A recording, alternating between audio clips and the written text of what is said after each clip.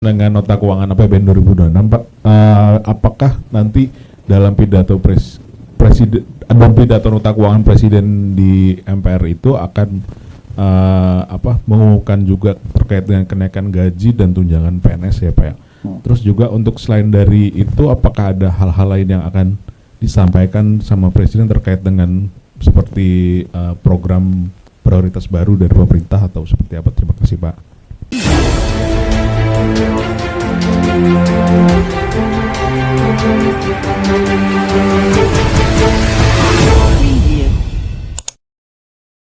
Assalamualaikum warahmatullahi wabarakatuh. Shalom, Namo Buddhaya, Om Santi Santi, Salam Kebajikan. Hari ini ada beberapa hal yang ingin kami sampaikan dari kantor komunikasi terkait dengan kegiatan peringatan HUT ke-80 Republik Indonesia. Teman-teman semua, besok Presiden Republik Indonesia Prabowo Subianto akan menyampaikan 2 pidato kenegaraan. Pidato pertama di pagi hari pada pukul 9 pagi akan disampaikan oleh Presiden di depan Majelis Permusyawaratan Rakyat. Pidato pagi hari besok, Presiden akan menyampaikan hasil kinerja pemerintah yang sudah berjalan hampir 300 hari atau hampir 10 bulan. Dan pidato kedua akan disampaikan oleh Presiden, pidato kenegaraan kedua maksudnya, akan disampaikan oleh Presiden di depan rapat paripurna DPR RI besok sekitar pukul 14.30. Dalam kesempatan itu, Presiden akan menyampaikan pengantar rancangan APBN tahun 2026. Nah, sesuai dengan surat pedoman peringatan HUT ke-80 Republik Indonesia yang diterbitkan oleh Menteri Sekretaris Negara pada tanggal 12 Agustus 2025, maka seluruh instansi swasta, segenap lapisan masyarakat diimbau untuk mengikuti siaran langsung kedua pidato tersebut melalui berbagai kanal, melalui radio, televisi, kanal YouTube dan lain-lain yang akan memang disediakan oleh berbagai channel. Nah, informasi berikutnya yang ingin kami sampaikan,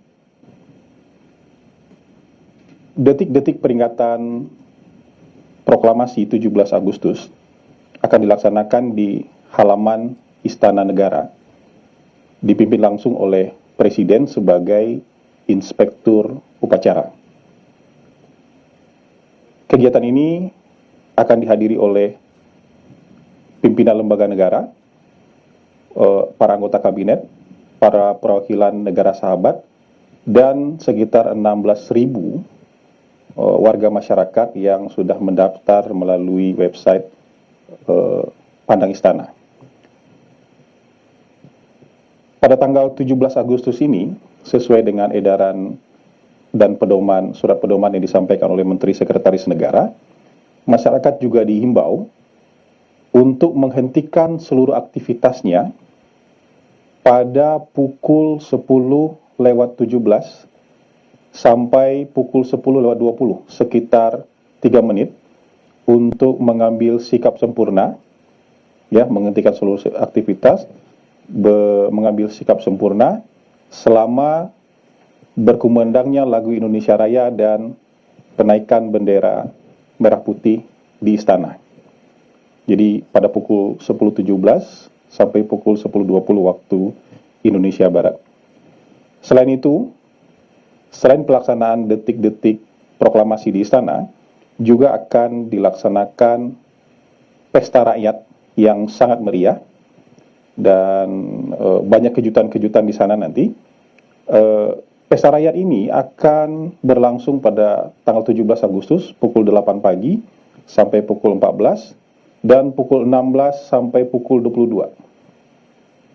Akan ada juga karnaval bersatu kemerdekaan. Karnaval ini akan dimeriahkan oleh kementerian-kementerian dan lembaga yang juga menyiapkan truk-truk karnaval masing-masing yang dihias dan menampilkan capaian-capaian kerja masing-masing kementerian dan lembaga selama 300 hari di bawah pimpinan Presiden Prabowo Subianto.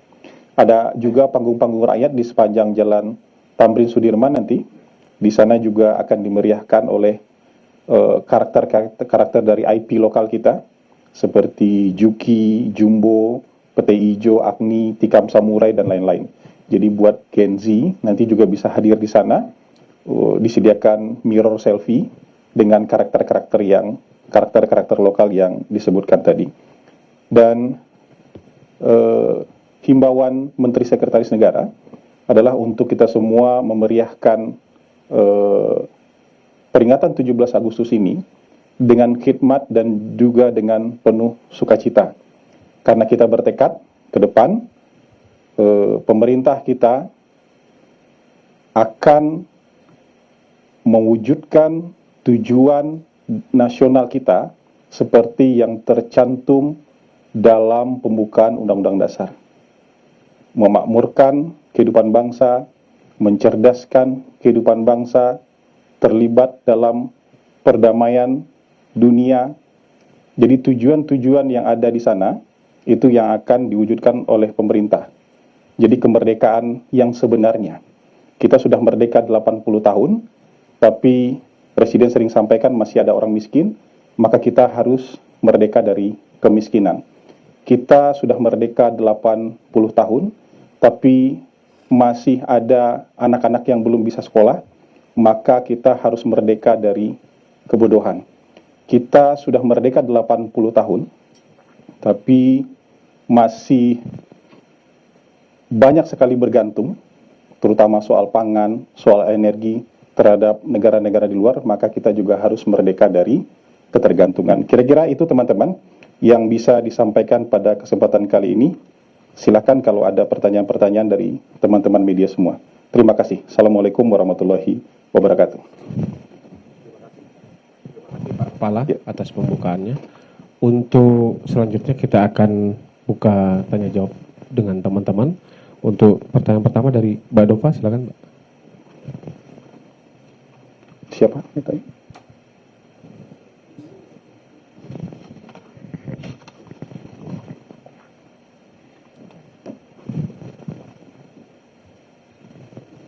Selamat pagi Bapak, saya Dova dari Bloomberg Technos. Dova? Iya Pak. Bloomberg, oke silakan. Pak, izin kembali bertanya ya Pak soal isu reshuffle kabinet Pak. Gimana reshuffle kenapa?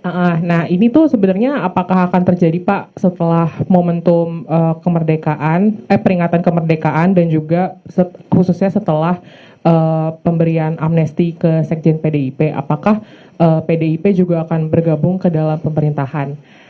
Sama izin nanya juga Pak soal tadi nota keuangan dan 17 Agustus Pak untuk maksudnya untuk presiden dan wakil presiden periode terdahulu yang akan hadir di nota keuangan dan juga upacara, apakah sudah terkonfirmasi Pak? Apakah Pak Jokowi dan Bu Megawati akan hadir di agenda tersebut? Terima kasih. Oke. Silakan. Baik teman-teman, soal reshuffle ini setiap minggu muncul ya. Pertanyaan soal reshuffle walaupun juga sudah dijawab beberapa kali. Jadi tugas para pembantu presiden adalah menjalankan perintah presiden untuk menjalankan amanah-amanah yang diberikan oleh presiden, bukan berspekulasi. Ya. Itu yang dikerjakan oleh para pembantu presiden termasuk di kantor komunikasi kepresidenan. Reshuffle ini hanya terjadi kalau diumumkan oleh presiden. Jadi selama tidak diumumkan oleh presiden, tentu kita tidak perlu berspekulasi untuk itu. Mari kita fokus saja bekerja, menjalankan perintah-perintah dari presiden dan menjalankan program-program pemerintahan. Kalaupun itu ada nanti, ya kita akan tahu begitu diumumkan oleh presiden. Kira-kira itu jawabannya, ya teman-teman. Nah, untuk soal siapa yang hadir di pidato kenegaraan Presiden besok, yang jelas undangan sudah disampaikan kepada seluruh presiden yang pernah memimpin Indonesia, wakil presiden yang pernah memimpin Indonesia. Kita berharap besok akan menjadi momen persatuan nasional, kerukunan para elit politik, sehingga kita berharap besok seluruh presiden, seluruh wakil presiden yang pernah memimpin Indonesia itu bisa hadir dalam pidato kenegaraan besok. Kita harapkan bisa seperti itu. Yang jelas undangan sudah dikirimkan ke beliau masing-masing. Oke. Silakan pertanyaan berikutnya. Ya. Pertanyaan selanjutnya dari Emir. Terima kasih Pak, saya Emir Pak dari CNBC. Ya. Masih berkaitan dengan nota keuangan APBN 2026 Pak, apakah nanti dalam pidato pidato nota keuangan Presiden di MPR itu akan mengumumkan juga terkait dengan kenaikan gaji dan tunjangan PNS ya Pak ya. Terus juga untuk selain dari itu, apakah ada hal-hal lain yang akan disampaikan sama Presiden terkait dengan seperti program prioritas baru dari pemerintah atau seperti apa? Terima kasih Pak. Ya, kita harus belajar disiplin ya. Disiplin menunggu sesuatu itu sampai waktunya. Jadi mungkin kita tidak biasakan berikan bocoran A1, A2 atau A3 kepada teman-teman. Yang jelas kita tunggu besok pidato Presiden. Dalam nota keuangan tentu kita bisa melihat besok dengan cukup terang bagaimana postur APBN kita dan apa-apa saja program prioritas yang akan disampaikan oleh Presiden. Saya minta maaf karena kita harus disiplin nih. Jadi kita tunggu besok pidato Presiden. Kalau dibocorkan hari ini, gitu ya. Jadi pidato Presiden besok itu kita nikmati pada waktunya, kita tonton pada waktunya sampai Presiden menyampaikan dua pidato tersebut. Mohon maaf, tidak bisa dibocorkan. Ya, terima kasih. Oke, baik Ya. Pak. Selanjutnya ke Pak Akbar soal data dari pembukaan lapangan kerja ya. Silakan Pak Akbar. Yes. Izin Bang Hasan mau bertanya. Pertama Ya. tentang terkait Partai Buruh ya Bang Hasan. Kan Partai Buruh sempat meragukan data pembukaan lapangan kerja di sektor manufaktur. Sementara kemarin BPS juga mengatakan bahwa investasi sebenarnya sudah tumbuh paling tinggi di beberapa tahun terakhir. Jadi bila merujuk data BPS, berarti pembukaan lapangan kerja ini sebenarnya ada di sektor mana? Ya. Apakah fokus investasi masih di sektor padat modal atau sebenarnya sudah mulai merujuk ke padat karya? Terus yang kedua terkait tata kelola royalti di WAMI, kan sebenarnya sudah beberapa kali dikeluhkan pegiat seni. Kalau dari pandangan istana nanti untuk pengawasan dari tata kelola royalti ini ke depan, apakah nanti akan ada lembaga nantinya yang bakal mengawasi ini? Itu aja sih. Terima kasih. Baik. Silakan. Baik, kalau tidak percaya atau meragukan data, silahkan kita berdebat untuk menyajikan data yang lain. Jadi tidak hanya pakai perasaan. Jadi ada data juga yang disandingkan supaya kita bisa diskusikan soal data itu.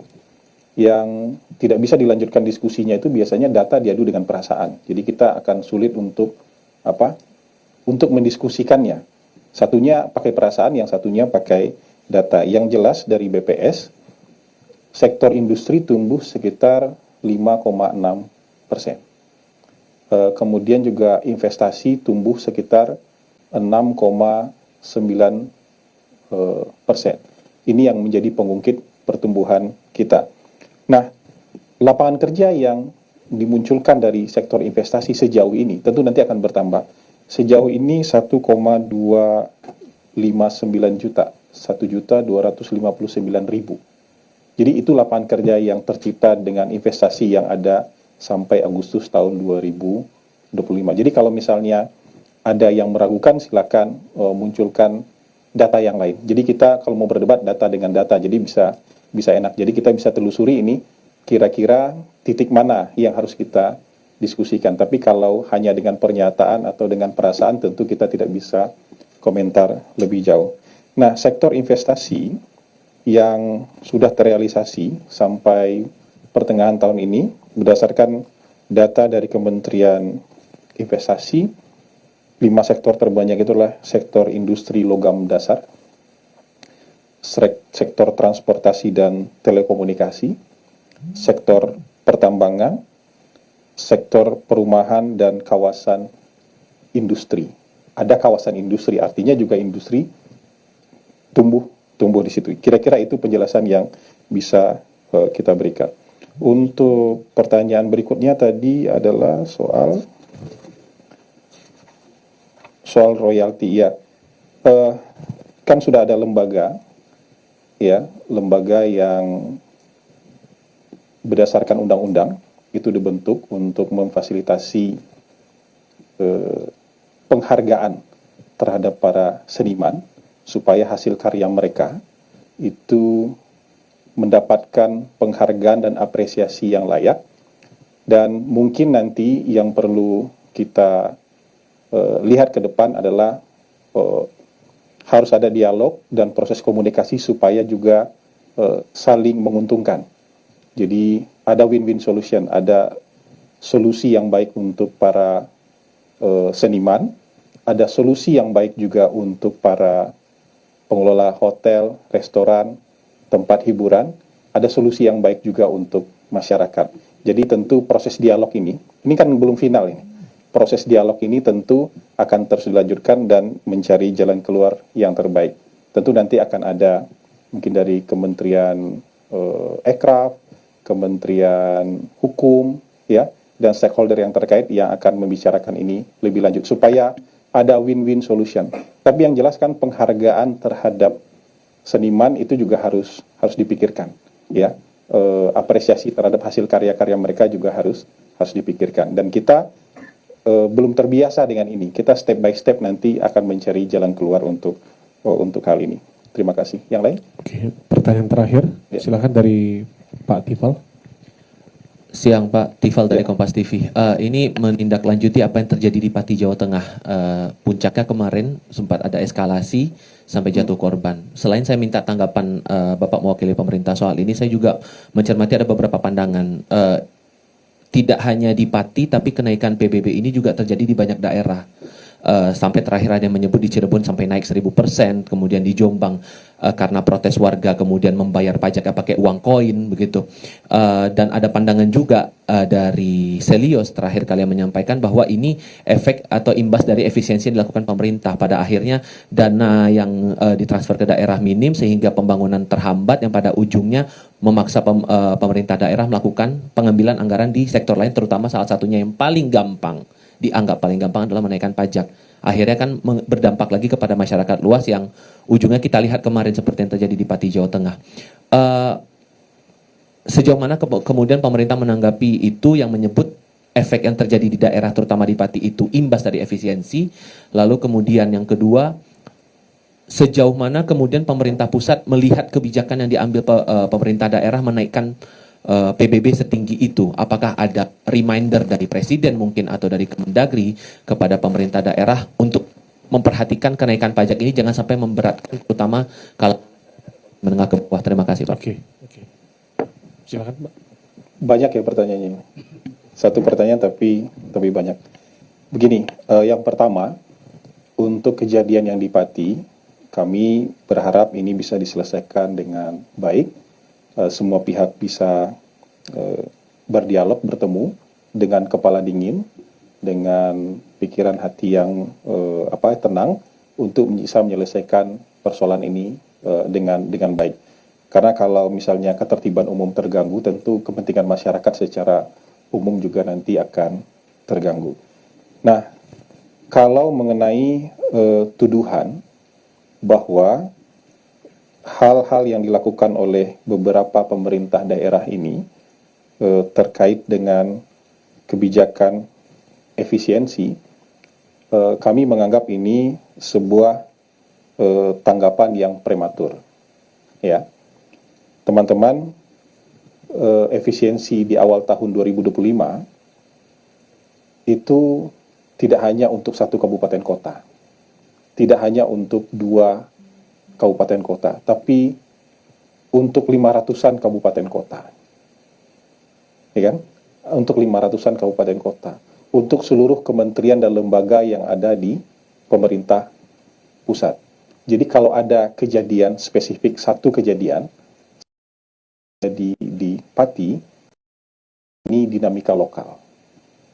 Ya, kalau kita bicara ini adalah efek kejadian, efek dari kebijakan pemerintah pusat, maka kita harus bicara dalam konteks 500-an kabupaten kota. Ya, dan ini perlu untuk ditekankan. Dan untuk kebijakan-kebijakan yang ada di pemerintah daerah itu kan memang kewenangan mereka.